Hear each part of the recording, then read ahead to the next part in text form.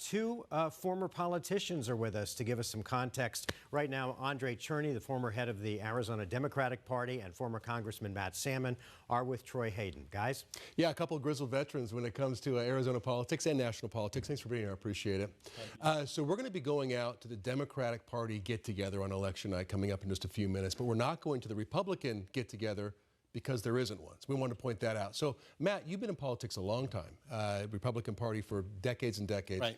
Do you remember a time like this? They say they can't do it because they spent all their money trying to get past the finish line with candidates. Right. No, I've never seen it ever happen like this before. There's always been a big bash on election night by the Republican Party, always. What are your thoughts on there's not one tonight? Well, it makes me sad. I think that the Republican Party itself in Arizona, the infrastructure and the activists, I think it's really messed up right now. And no money for the party, no money for a party like this. No it's money very unusual. It's highly unusual. Right. What do you read into that, if you do? What I read into that is that a lot of the people that have typically funded the Republican Party, typically you find business interests, have become really skeptical about how the Republican Party does a really good job of forming circular firing squads and more anxious to kill their own than to actually win campaigns in the general election. And given the fact that, 5 years ago, 6 years ago, the Republicans had 2 U.S. Senate seats. We had every statewide office, and now that's completely flipped. I think it's sent a shockwave among a lot of the funders of the Republican Party that the Republicans can't get their act together. And so a fractured party, which is good for you and your party. So what are your thoughts on what's going on? Look, I think it's a data point. We're at this early part of the evening when people are looking at the tea leaves and breaking out the Ouija boards and trying to make psychic predictions. You saw my Ouija board? I saw you working on it. The voices have spoken. But look, this is one small data point, but it speaks to, I think, what Matt was alluding to, which is a state where we've seen the center, moderates, mainstream leaders, be they in the business community, be they voters, coming over to a Democratic Party that has been welcoming them at the same time that the Trump, Kerry Lake Republican Party has been showing them the door. Yeah, statewide, for sure. Statewide, All right, so let's talk president if we can. Everybody's holding serve right now, right? So your thoughts so far. What do you see as the key for either one of these candidates, Matt, going forward? I think the key state, the one everybody should be watching, is Pennsylvania. And I think whoever wins Pennsylvania is going to win the race. Why? Because it's that tight. You talk about holding serve. Right now, I think common wisdom is that Trump will win Arizona. I think Trump will win Nevada. I think he looks like he's doing really well in Georgia right now. He's probably going to win Georgia. You got that blue wall, which is Pennsylvania, Wisconsin, and Michigan. And I think Michigan and Wisconsin are going to go toward Harris. And Pennsylvania right now is too close to Carl, but it's leaning toward Trump. Very, very, with a close margin. Are you also seeing Pennsylvania or what? I think Keystone State is the key? I think the Keystone State is the key. I remember in the year 2000, another very, very close election, Tim Russert, NBC News, having that whiteboard and said it's Florida, Florida, Florida. Tonight it's Pennsylvania, Pennsylvania, Pennsylvania. There's other paths to victory for both candidates, but it becomes really hard for either one of them to win if the other candidate has won Pennsylvania. I still think that Harris has a real shot here in Arizona and some of these other states, but she almost certainly has to win Pennsylvania. All right, let's talk about our U.S. Senate race, which is getting a lot of attention. If you believe the polling, it looks like your candidate's doing pretty well. What are your thoughts going into this? I feel really good about where Ruben Gallego is tonight. I think he's run a smart campaign. I think his background, having served in the military, his story of coming up from nothing and working his way up in life has resonated with people across the board, even a lot of people who haven't been involved or been paying attention to politics. Everyday people who see him and his story as an example of what they want for themselves and their families. And I think that stands in such stark contrast to Kerry Lake's campaign, where you still have this overhang of a approach that has been telling the McCain voters, been telling moderate Republicans in the state, we don't want you. I think they've gotten that message loud and clear, and they've come over to the Democratic side. Right, and your thoughts on Kerry Lake here, and if you believe the polling, it looks like she's not going to do as well tonight. Of course, we'll see the results here coming up in just a bit. My prediction is that Gallego will win the nomination.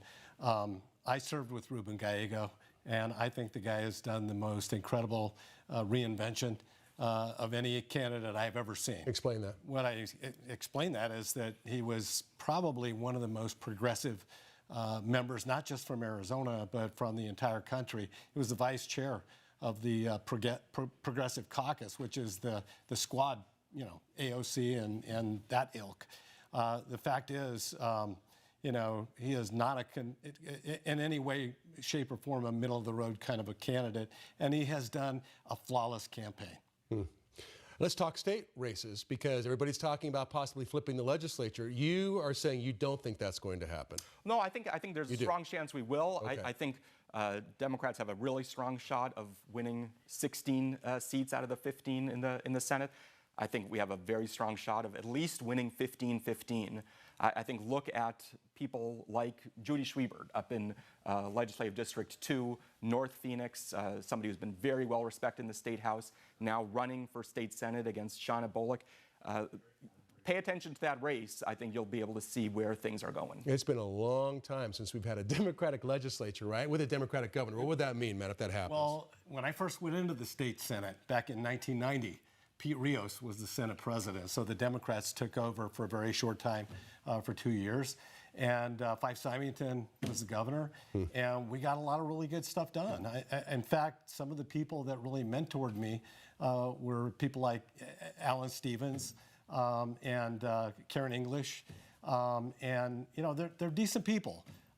So I think it's possible that they win the Senate.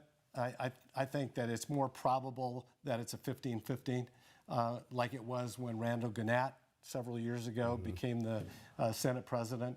I do not think the Democrats are going to win the House. All right. How about congressional races? District 1, Amish Shah, right? Yeah. And Schweikert. What do you think about that? I think that's a district that has been primed to go Democratic.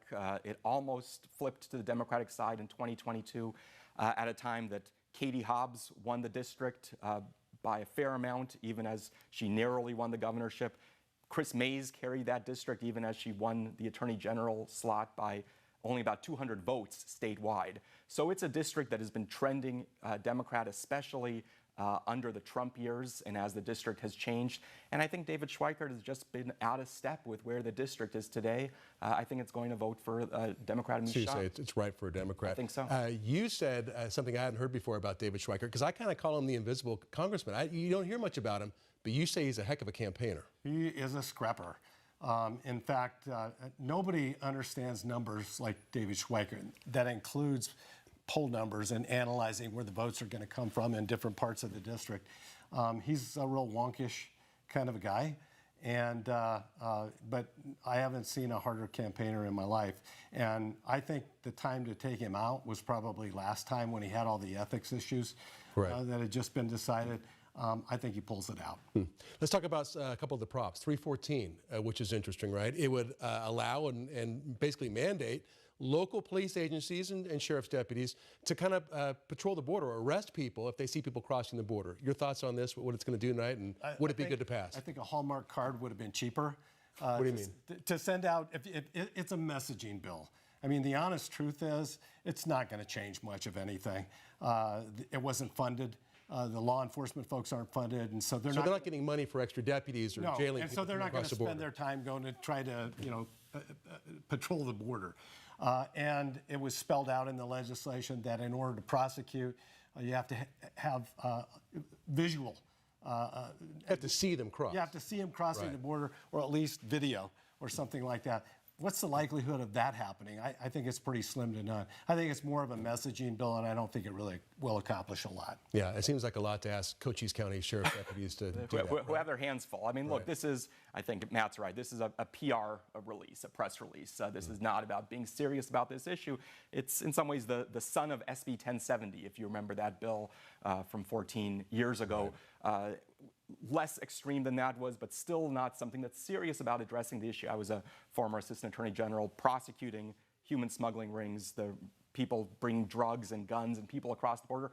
If you want to be serious about tackling the situation at the border, and I think people in both parties want to do that, then you have to spend real money, you have to make real changes.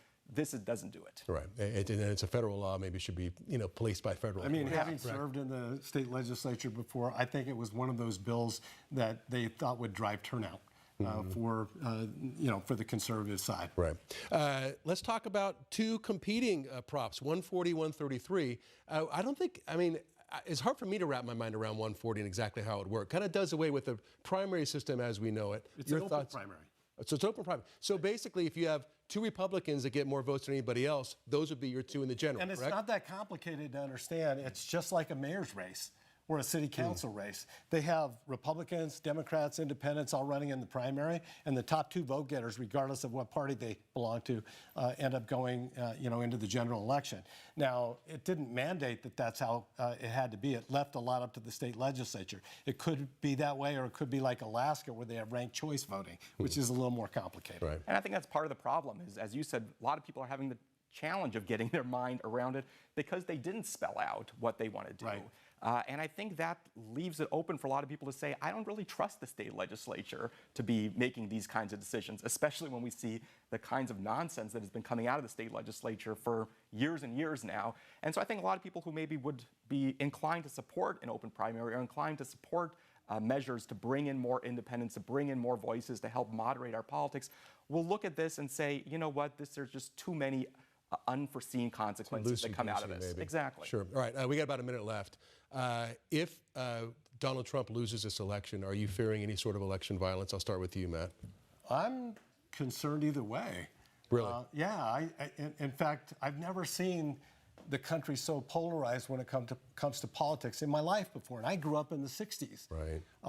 And so, yeah, I am concerned.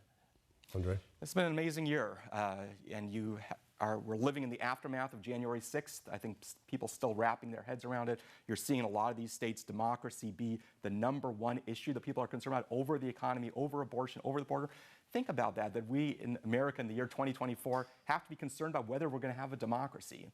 And so when you have things like the assassination attempt or many of these other things that have happened, I said to my son recently, you're going to be telling your grandchildren about this year and what it meant, because this is such a watershed for the kind of nation we're going to be. One full-fledged assassination attempt and one that came damn close. Right, the golf course one. Right. Sure. All right, so thank you for being here. Like I said, we're watching this play out live. Mark Caribe, back to you. So we're going to bring these two gentlemen back in our next hour after that first dump of ballots and get your response to what's happening here in Arizona and around the country. Back to you guys.